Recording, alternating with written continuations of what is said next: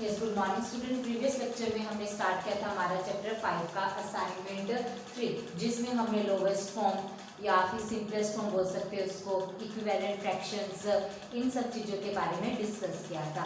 आज हम इसके कुछ स्टेटमेंट वाले सम इसके डिस्कस करेंगे, जिसमें मैंने लिखा है, इसकी स्टेटमेंट नोट की है सम नंबर 10 की। देखिए क्या कहते हैं सम नंबर 10। अलका हैड ₹200। अलका एक लड़की है, उसके पास 200 रुपीज है। एंड बीना हैड ₹250, और एक लड़की और है जिसका नाम बीना है, और बीना के पास है ₹250। मतलब दो गर्ल्स की बात हो रही है। एक गर्ल अलका है जिसके पास 200 रुपीज है, सेकेंड गर्ल बीना है, उसके पास है 250 rupees. Alka spend ₹40 to buy a pen. Alka जिसके पास 200 रुपीज है, उसने 40 रुपीज का एक पेन खरीदा है। 40 रुपीज स्पेंड कर दिए पेन खरीदने में। While Beena spend ₹50 to buy a pen, जबकि बीना जिसके पास 250 रुपीज है, इसमें से वो 50 रुपीज खर्च करती है पेन को खरीदने में। What fraction of money did each spend? हमें बताना है दोनों ने जो पैसे खर्च किए उसका फ्रैक्शन क्या है, या फिर कि जो जिन्होंने बीना ने अलका ने दोनों ने पैसे खर्च किए पेन को खरीदने में, तो उसका आपने फ्रैक्शन बताना है। What fraction of money did each spend? Fraction बताना है ऑफ मनी स्पेंड, जो मनी उन दोनों ने स्पेंड की है उसका आपने क्या निकालना है, फ्रैक्शन निकालना है। तो न्यूमरेटर में क्या आएगा, जो मनी उन्होंने स्पेंड की है, डिनोमिनेटर में क्या आएगा, जो उनके पास टोटल मनी थी। ठीक है। कैन वी से each one of them spend same fraction of money they had. उसके बाद आपको ये पता लगाना है कि जो फ्रैक्शन आया है, क्या वो फ्रैक्शन दोनों का सेम आया है या फिर डिफरेंट आया है। ठीक है। सबसे पहले अलका के पास 200 रुपीज है, बीना के पास 250 रुपीज है। दोनों ही लड़कियां पेन खरीदने में एक 40 रुपीज खर्च करती है और एक 50 रुपीज खर्च करती है। तो कहते हैं कि जो उन्होंने पैसा खर्च किया उसका फ्रैक्शन निकालिए, और फिर ये पता लगाइए कि जो दोनों का फ्रैक्शन आया है वो सेम आया है या फिर डिफरेंट आया है। तो इसका सोल्यूशन करते हैं, और सोल्यूशन में पहले फ्रैक्शन निकालेंगे अलका का। तो सबसे पहले हम बात कर रहे हैं अलका की। ठीक है।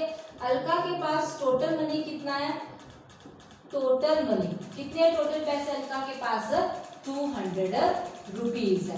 ठीक है। उसके बाद money spending on pen, pen के ऊपर उसने कितने रुपीज खर्च किए हैं अलका ने। अलका ने कितने रुपीज खर्च किए हैं, ₹40 रुपीज उसने खर्च किए हैं। अब आपने क्या निकालना है, फ्रैक्शन निकालना है। फ्रैक्शन किसका निकालना है, जो पैसे उसने स्पेंड किए हैं। तो न्यूमरेटर में क्या आएगा, money spending on pen, pen पे उसने कितने रुपीस खर्च किए हैं, बाय में आएगा टोटल मनी, यानी कि डिनोमिनेटर में आ गया आपके पास टोटल मनी। कितने रुपीस खर्च किए पेन पे, 40, बाय में टोटल मनी है 200। अब जो कटता है उसको कट कीजिए, 10 से 10 कट, 4 1 जा 4, 4 5 जा 20। तो कितने आया उसका फ्रैक्शन, 1/5 आया है। क्लियर। ये तो बात कर ली हमने अलका की। अब इसी तरीके से हम बात करेंगे वीना की। तो वीना के पास टोटल मनी है 250, और वो पेन के ऊपर कितने रुपीस खर्च कर रही है, 50 रुपीस खर्च करती है। तो वीना की बात करते हैं। यहाँ पर मैं हेडिंग बना रही हूँ वीना की। ठीक है। टोटल मनी कितना है बीना के पास, 250 है। मनी स्पेंडिंग ऑन पेन, कि पेन पे वो कितना रुपीज खर्च करती है। टोटल मनी है 250 रुपीज, और पेन में वो खर्च कर रही है 50 रुपीज। अब निकालते हैं फ्रैक्शन। फ्रैक्शन किसका निकालना है, जितने कितने रुपीस उसने खर्च किए, कितने खर्च किए, 50, और टोटल अमाउंट है उसके पास 250। सेम वही कट करेंगे, 0 से 0 कट, 5 1 जा 5, 5 5 जा 25। तो क्या आया फ्रैक्शन आपके पास, 1/5 आया है। तो अब फ्रैक्शन दोनों का निकाल दिया। अलका का फ्रैक्शन 1/5, बीना का फ्रैक्शन B1/5 आया है, तो इसका मतलब दोनों का जो मनी स्पेंडिंग का जो फ्रैक्शन है वो क्या आता है, सेम आता है। तो ये बात भी आपने लिखनी है। तो क्या लिखोगे कि इसमें पूछा है कैन वी से each one of them spend same fraction of money they had, yes both of them spend same fraction of money, same fraction of money की, हाँ वो दोनों सेम फ्रैक्शन ऑफ मनी खर्च करते हैं। ठीक है, अलका की बात की, अलका ने कितना फ्रैक्शन मनी स्पेंड किया 1/5। फिर हमने बीना की बात की, बीना ने कितना फ्रैक्शन ऑफ मनी स्पेंड किया 1/5। इसका मतलब दोनों ने same fraction of money spend किया है। क्लियर। इसके बाद एक स्टेटमेंट वाला सम और रहता है, सम नंबर 11, वो आपने ट्राई करना और वो बिल्कुल इजी हो जाएगा। अब हम स्टार्ट करें इसका नेक्स्ट असाइनमेंट, असाइनमेंट 4 स्टार्ट करेंगे। देखिए असाइनमेंट 4 के अंदर हम पढ़ेंगे लाइक फ्रैक्शंस, अनलाइक फ्रैक्शंस के बारे में, दो फ्रैक्शंस को कंपेयर करना, उनको असेंडिंग डिसेंडिंग ऑर्डर के अंदर अरेंज करना और फिर उससे रिलेटेड कुछ स्टेटमेंट वाले सब। ओके,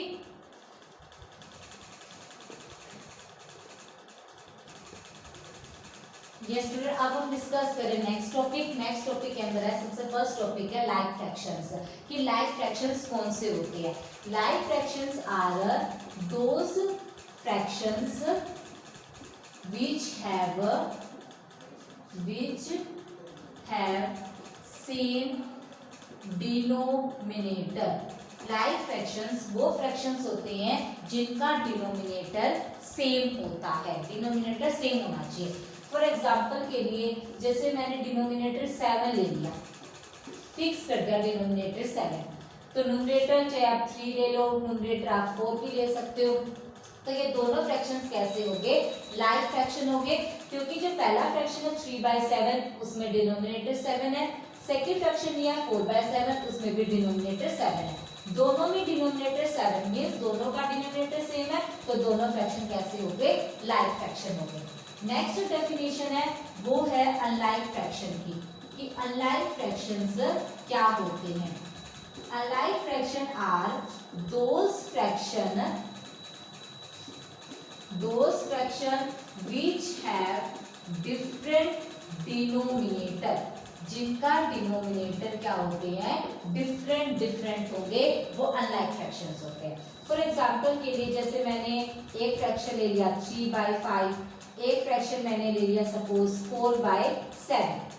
अब इन फ्रैक्शन में देखिए फर्स्ट फ्रैक्शन के अंदर जो 3/5 है उसका डिनोमिनेटर 5 है, सेकेंड फ्रैक्शन 4/7 इसका डिनोमिनेटर 7 है, दोनों का डिनोमिनेटर अलग अलग है, तो ये कौन सा फ्रैक्शन हो गया, अनलाइक फ्रैक्शन हो गया। जिनका डिनोमिनेटर सेम वो लाइक फ्रैक्शंस, जिनका डिनोमिनेटर डिफरेंट वो अनलाइक फ्रैक्शंस होते हैं। अब हम सीखेंगे कि दो फ्रैक्शन को कंपेयर कैसे किया जाता है। कंपेयरिंग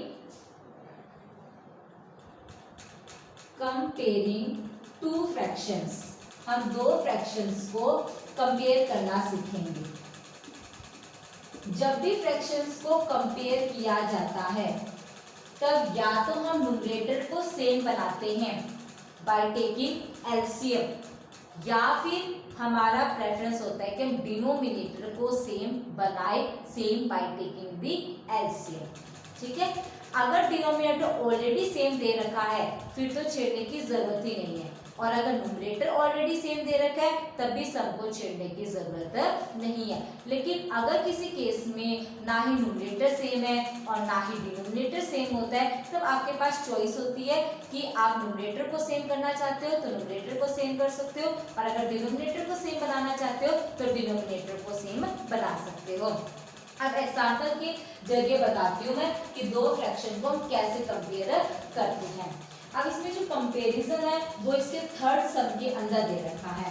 ठीक है, कंपैरिजन का मतलब समझते हो ना कि ये वाला साइन आएगा, ये वाला साइन आएगा या ये वाला साइन आएगा, कि लेस देन आएगा, ग्रेटर आएगा या फिर इक्वल आएगा।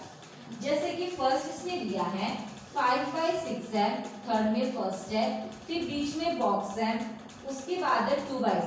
इन दोनों को आपने कंपेयर करना है। और एक लिया मैं लेती हूँ सी पार्ट का, एक 2/5 है, फिर बीच में बॉक्स है, उसके बाद है 2/9। दो एग्जाम्पल्स मैंने उठाए हैं, ऐसे दो एग्जाम्पल्स उठाए हैं जिनमें फर्स्ट एग्जाम्पल में तो डिनोमिनेटर सेम है, सेकंड एग्जाम्पल में न्यूमरेटर सेम है, और एक एग्जाम्पल और उठा रही हूँ जिसमें दोनों ही डिफरेंट है। वो है आपका इसके अंदर पार्ट ई। पार्ट ई में है 2/5 है, बीच में बॉक्स है, और उसके बाद है 3/5। ठीक है, तो तीन मैंने ऐसे सम उठा लिए। थर्ड का जो फर्स्ट पार्ट है इसमें डिनोमिनेटर सेम, सी पार्ट में न्यूमरेटर सेम, ई पार्ट में अगर इसको डिफरेंट ले लेते हैं ताकि पता चल जाए कि क्या करना चाहते हैं। 4/3 ये है 4/3।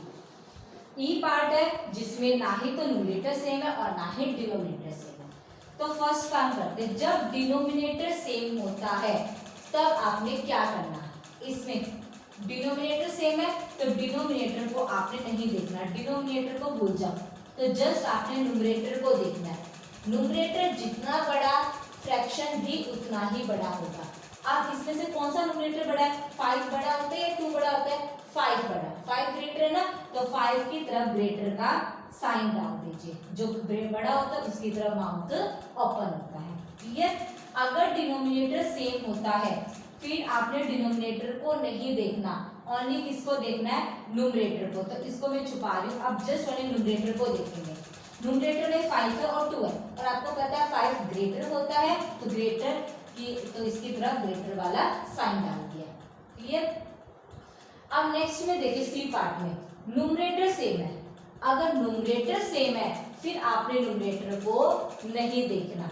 ठीक है, जैसे कि अब मैं न्यूमरेटर को नहीं देख रही हूँ, अब डिनोमिनेटर को देखेंगे जस्ट ओनली। ठीक है, दोनों का न्यूमरेटर सेम है तो न्यूमरेटर को नहीं देखना आपने, जस्ट ओनली डिनोमिनेटर को देखना है। अब इसका डिनोमिनेटर 5 और इसका डिनोमिनेटर 9, जितना बड़ा होगा आपका डिनोमिनेटर उतना ही आंसर छोटा आएगा, जितना छोटा होगा डिनोमिनेटर आंसर उतना ही बड़ा आएगा। अब कौन सा डिनोमिनेटर छोटा है, 5 छोटा है 9 से, 5 इज स्मॉलर देन द 9, यानी कि 5 जो डिनोमिनेटर वो छोटा है, अगर ये डिनोमिनेटर छोटा है तो आंसर क्या आएगा, बड़ा आएगा, तो इसकी तरफ माउथ ओपन। अब इसके ऊपर आप जो आपका न्यूमरेटर है वो लिख सकते हो। क्लियर? अगर डिनोमिनेटर सेम है फिर डिनोमिनेटर को आपने नहीं देखना, जितना बड़ा न्यूमरेटर आंसर भी उतना ही बड़ा। अगर न्यूमरेटर सेम है फिर आपने न्यूमरेटर को नहीं देखना, जितना छोटा डिनोमिनेटर आंसर उतना ही बड़ा, अपोजिट है। क्लियर? अब ये ई पार्ट जिसमें ना ही तो न्यूमरेटर सेम है और ना ही डिनोमिनेटर सेम है, तो हम ऐसे जब सम आएंगे तो हमारा जो प्रेफरेंस रहेगा, हम क्या करेंगे, डिनोमिनेटर को सेम बना देंगे, फिर जितना बड़ा न्यूमरेटर होगा आंसर भी हमारा उतना ही बड़ा आएगा। तो देखिए इसको सेम बनाते हैं, इस सम को मैं ऊपर करती या फिर यही कर लूं। एलसीएम निकालो पहले 5 और 3 का, इसके लिए आपको एलसीएम निकालना आना चाहिए। ठीक है, तो आप क्या करोगे, सबसे पहले 5 का और 3 का एलसीएम निकालोगे। 5 की टेबल पे 5 1 जा 5, 3 एज इट इज, उसके बाद 3 की टेबल पे 1 एज इट इज, 3 1 जा 3, तो एलसीएम कितना आ गया 5 का और 3 का, 5 3 जा 15, एलसीएम आ गया आपके पास 15। ठीक है, अब आप क्या करोगे, डिनोमिनेटर में 15 लाने की आपने कोशिश करनी है। ठीक है, एलसीएम तो आ गया आपके पास 15, 5 मल्टीप्लाई 3 दैट इज 15। अब डिनोमिनेटर में 15 लेके आएंगे। फर्स्ट फ्रैक्शन के डिनोमिनेटर के अंदर क्या है, 5 है, न्यूमरेटर में 2। अब डिनोमिनेटर में 15 लेकर आना है, तो डिनोमिनेटर में 5 है, 5 को किसके साथ मल्टीप्लाई करें कि 15 आ जाए, 5 को किसके साथ मल्टीप्लाई करेंगे, 3 के साथ, ताकि हमारा डिनोमिनेटर में 15 बन जाए। नीचे 3 के साथ मल्टीप्लाई किया है तो ऊपर भी हमें 3 के साथ मल्टीप्लाई करना होगा। बीच में बॉक्स है, एज इट इज बॉक्स रहने दो। नेक्स्ट फ्रैक्शन के अंदर डिनोमिनेटर में 3 है, लेकिन लाना कितना है, 15 लेकर आना है। 15 लाना है तो 3 की मल्टीप्लाई किससे करेंगे, 5 के साथ, क्योंकि 3 5 जा 15, नीचे 5 के साथ किया है तो ऊपर भी 5 के साथ मल्टीप्लाई करेंगे। ठीक है, बाकी का पार्ट इसका ऊपर सॉल्व करते हैं।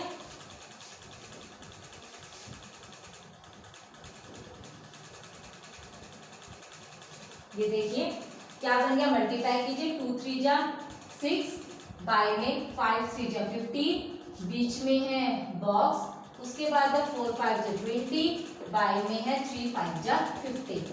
अब देखिए दोनों का डिनोमिनेटर क्या बन चुका है, सेम, इसमें भी 15 इसमें भी 15। जब डिनोमिनेटर सेम है तो डिनोमिनेटर को देखना ही नहीं है, जैसे ये वाला केस था, डिनोमिनेटर को नहीं देखना, जितना बड़ा डिनोमिनेटर आंसर भी उतना ही बड़ा, तो इसको नहीं देखना डिनोमिनेटर, बस अब इसको देखना न्यूमरेटर को। न्यूमरेटर कौन सा बड़ा है, 20 या 6, 20 बड़ा होता है, तो बड़े की तरफ माउथ ओपन करते हैं। क्लियर? दोबारा से रिपीट कर रही हूँ, अगर डिनोमिनेटर सेम है तो जस्ट ओनली न्यूमरेटर को देखना है, जितना बड़ा न्यूमरेटर आंसर भी उतना ही बड़ा। अगर न्यूमरेटर सेम हो तो जितना छोटा डिनोमिनेटर आंसर भी उतना ही बड़ा। जब दोनों ही डिफरेंट हो तब आपने डिनोमिनेटर को सेम बनाना है बाय टेकिंग द एलसीएम। उसके बाद न्यूमरेटर देखोगे, जितना बड़ा न्यूमरेटर आंसर भी उतना ही बड़ा। ठीक है, इसके बाद इसके अंदर जो है वो अरेंज करना अपनी असेंडिंग ऑर्डर और डिसेंडिंग ऑर्डर के अकॉर्डिंग। तो इसके लिए मैं हम डिस्कस करें इसका फोर्थ का पार्ट नंबर फर्स्ट। देखिए क्या कहते हैं इसका फर्स्ट पार्ट। ये स्टूडेंट ये देखिए सब नंबर 4 जिसमें असेंडिंग ऑर्डर का दूसरा नाम होता है इंक्रीजिंग ऑर्डर। इसके अंदर हमें अरेंज करना है। असेंडिंग ऑर्डर या इंक्रीजिंग ऑर्डर का मतलब पहले सबसे छोटा, फिर उससे बड़ा, फिर उससे बड़ा, फिर लास्ट में सबसे बड़ा होता है। तो अब देखिए फर्स्ट का जो सॉल्यूशन है उसके अंदर सभी के अंदर डिनोमिनेटर सेम है, तो डिनोमिनेटर को आपने नहीं देखना, जस्ट ओनली न्यूमरेटर को देखना है, क्योंकि जब डिनोमिनेटर सेम होता है तब हम किसको देखते हैं, न्यूमरेटर को देखते हैं। और ऑर्डर में किस में अरेंज करना है, असेंडिंग ऑर्डर, इंक्रीजिंग ऑर्डर, मतलब पहले क्या आएगा, सबसे छोटा आएगा। तो अब इस 8 को भूल जाइए। अब इन न्यूमरेटर में देख के ये बताइए सबसे छोटा न्यूमरेटर कौन सा है, 1 है। तो सबसे पहले क्या आएगा आपका 1 है। 1 के बाद नेक्स्ट 3 के बाद नेक्स्ट क्या है 5 के बाद 9। इंक्रीजिंग ऑर्डर 1 3 5 9, सबसे छोटा, फिर उससे थोड़ा बड़ा, फिर उससे बड़ा, फिर लास्ट में सबसे बड़ा। अब इनके डिनोमिनेटर्स नीचे लगा दीजिए। तो ये कौन सा ऑर्डर बन चुका है आपका, असेंडिंग ऑर्डर, यानी कि इंक्रीजिंग ऑर्डर। सबसे छोटा, फिर बड़ा, फिर उससे बड़ा, फिर उससे बड़ा। सेम एज इसका डी पार्ट है, लेकिन डी पार्ट में फर्क क्या है, इतना सा फर्क है कि यहाँ पर न्यूमरेटर सेम है। न्यूमरेटर सेम है तो क्या देखना है, डिनोमिनेटर्स देखना है, और डिनोमिनेटर जितना छोटा आंसर उतना ही बड़ा आएगा।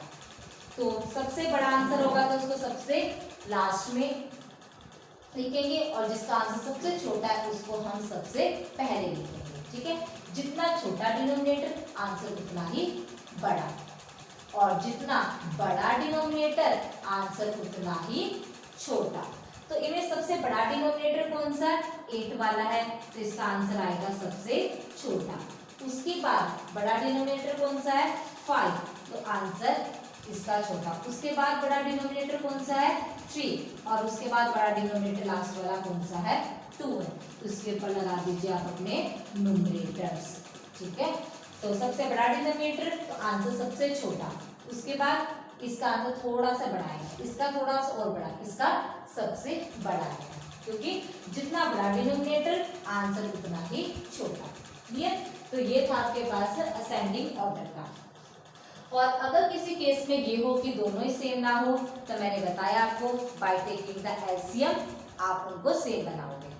अब इसी तरीके का जो एक सम है वो है सम नंबर 5 के अंदर है, जिसमें ना ही तो न्यूमरेटर सेम है और ना ही डिनोमिनेटर सेम है, और उसको अरेंज करना अपने डिसेंडिंग ऑर्डर के अंदर। ये आपका सम नंबर 5 का पार्ट फर्स्ट डिस्कस करते हैं। 5 का जिसके अंदर आपने अरेंज करना है इन डिसेंडिंग ऑर्डर, और इस डिसेंडिंग ऑर्डर का दूसरा नाम है डिक्रीजिंग ऑर्डर। डिक्रीजिंग ऑर्डर या डिसेंडिंग ऑर्डर मतलब पहले सबसे बड़ा, फिर उससे छोटा, फिर उससे छोटा आएगा। इसका हम डिस्कस कर रहे हैं सम पार्ट फर्स्ट, जिसमें फ्रैक्शन है 3/4, नेक्स्ट है 5/2, उसके बाद है 8/9 एंड लास्ट में है 1/6। इन सभी में ना ही तो न्यूमरेटर सेम है किसी का भी, और ना ही किसी का डिनोमिनेटर सेम है। तो क्या लोगे, जितने भी डिनोमिनेटर्स में उन सभी का एलसीएम लो। निकालते हैं एलसीएम 4, उसके बाद आएगा 2, फिर 9 एंड लास्ट में 6। एलसीएम लेते हैं, पहले 3 के टेबल पे ले जाए या 2 के टेबल, 2 के टेबल पे लेके जा रहे हैं। 2 2 जा 4, 2 1 जा 2, 9 एज इट इज, 2 3 जा 6। नाउ 3 के टेबल पे लेके जा रहे हैं, 2 as it is, 1 as it is, 3 3 जा 9, 3 1 जा 3। अब 2 के टेबल पे 1 as it is, 3 as it is, 1 and last में 3 की टेबल के ऊपर लेके जाते हैं। ठीक है, तो अब एलसीएम देखिए कितना आता है। एलसीएम ऑफ 4, 2, 9 एंड 6 कितना आता है, इसका एलसीएम वो देखिए 2 मल्टीप्लाई 3 मल्टीप्लाई 3 कितना बन गया, 2 2 जा 4, 4 3 जा 12, 12 3 जा 36 बन गया आपका एलसीएम। मतलब हर किसी के डिनोमिनेटर में अब 36 होना चाहिए। तो फर्स्ट फ्रैक्शन है 3/4, डिनोमिनेटर में 4 है लेकिन चाहिए क्या, 36। 4 के टेबल में 36 कहाँ पर आता है, 4 9 जा 36। तो डिनोमिनेटर को 9 से मल्टीप्लाई करेंगे तो न्यूमरेटर को भी 9 से करना होगा। नेक्स्ट है 5/2, अब 2 की किसके साथ मल्टीप्लाई करें कि 36 आ जाए। 12 3 जा 36 होता है। अगर ना पता चले तो यहाँ से चेक करो, 2 की टेबल में 36, 2 आ गया, 2 की किसके साथ मल्टीप्लाई करें, किसके साथ कर रखी है, 2 3 जा 6, 6 3 जा 18 के साथ मल्टीप्लाई कर रखी है। 18 2 जा क्या होता है 36। हम ये सोच रहे हैं 2 की किसके साथ मल्टीप्लाई करें कि 36 आ जाए, तो यहाँ से देख लिया करो एलसीएम में ये 2 है, इसको भूल जाओ, इसकी किसके साथ मल्टीप्लाई कर रखी है, 2 3 जा 6, 6 3 जा 18, तो इसकी भी 18 के साथ मल्टीप्लाई कर देंगे, नीचे भी और ऊपर भी। नेक्स्ट अगेन नेक्स्ट क्या आपके पास 8/9। अब 9 की टेबल में 36 सोचना है, तो 3 3 जा 9 तो ये बन गया। अब 9 की किसके साथ मल्टीप्लाई हुई है, 2 2 जा 4 के साथ, क्योंकि 9 4 जा 36 होता है। तो 9 की टेबल में 36 आता है, 4 पे 9 4 जा 36, नीचे 4 के साथ किया तो ऊपर भी 4 के साथ। उसके बाद है 6 6 जा 36, तो नीचे भी 6 के साथ मल्टीप्लाई करो और ऊपर भी 6 के साथ। यहाँ पर देख सकते हो 2 3 जा 6, 6 बन गया। इस 6 से किसके साथ मल्टीप्लाई करेंगे, 6 आ जाए, क्या क्या बच गया, 2 3 जा 6, तो 6 की 6 के साथ मल्टीप्लाई। अब ऊपर की मल्टीप्लाई 9 3 जा 27, 9 4 जा 36, उसके बाद 18 5 जा 5 8 जा 40, 0 4 5 1 जा 5, 5 4 9, 18 5 जा 90, 90 बाय में 36, उसके बाद 8 4 जा 32 बाय में 36, उसके बाद 6 बाय में 36। सभी का डिनोमिनेटर सेम हो गया। अब जितना बड़ा न्यूमरेटर आंसर भी उतना ही बड़ा होगा, और डिसेंडिंग ऑर्डर है मतलब पहले लिखना आपने सबसे बड़ा आंसर। तो सबसे बड़ा आंसर कौन सा है, 90 है, तो ये आएगा आपका सबसे पहले। उसके बाद कौन सा आएगा 32, उसके बाद कौन सा आएगा आंसर 27, और लास्ट में 6, और सभी के डिनोमिनेटर में है 36, तो ये 36 आप आगे लिख सकते हैं नीचे। तो ये हो गया आपके पास डिसेंडिंग ऑर्डर। ठीक है, अब फाइनल आंसर तो जो गिवन है क्वेश्चन में वही लिखोगे। तो फाइनल आंसर देखिए आपने कैसे लिखना है, 90/36 किसके कॉरस्पॉन्डिंग आया है, 90/36 किसके कॉरस्पॉन्डिंग, 90/36 देगा, ये किसके कॉरस्पॉन्डिंग था 5/2 के कॉरस्पॉन्डिंग, तो पहला आ गया आपके पास 5/2। उसके बाद आंसर देखिए 32/36, ये कहाँ किसके कॉरस्पॉन्डिंग आया, 32/36 इसके कॉरस्पॉन्डिंग, और ये किसका है 8/9 का है। उसके बाद देखिए नेक्स्ट है 27/36, ये रहा फर्स्ट नंबर पे, और फर्स्ट नंबर पे क्या है 3/4 है, और लास्ट में एक फ्रैक्शन बच गया है वो तो 1/6 है। ये हो गया आपका फाइनल डिसेंडिंग ऑर्डर का आंसर। जब न्यूमरेटर डिनोमिनेटर सेम ना हो तो डिनोमिनेटर का एलसीएम लेके आपने डिनोमिनेटर को सेम बनाना है, फिर जितना बड़ा न्यूमरेटर आंसर भी उतना ही बड़ा। क्लियर, तो इसी तरह से आपने इस असाइनमेंट 4 के first sum, second, third, fourth and fifth तक कंप्लीट करने हैं, और कल हम करेंगे इसके कुछ असाइनमेंट स्टेटमेंट वाले सम, और सम नंबर 9 है, इसको भी आपने कंप्लीट करना है। ठीक है। तो कल इसके 3 स्टेटमेंट वाले सम रहेंगे, इनको हम डिस्कस करेंगे और इसी के साथ नेक्स्ट असाइनमेंट 5 भी करेंगे। Okay, thanks.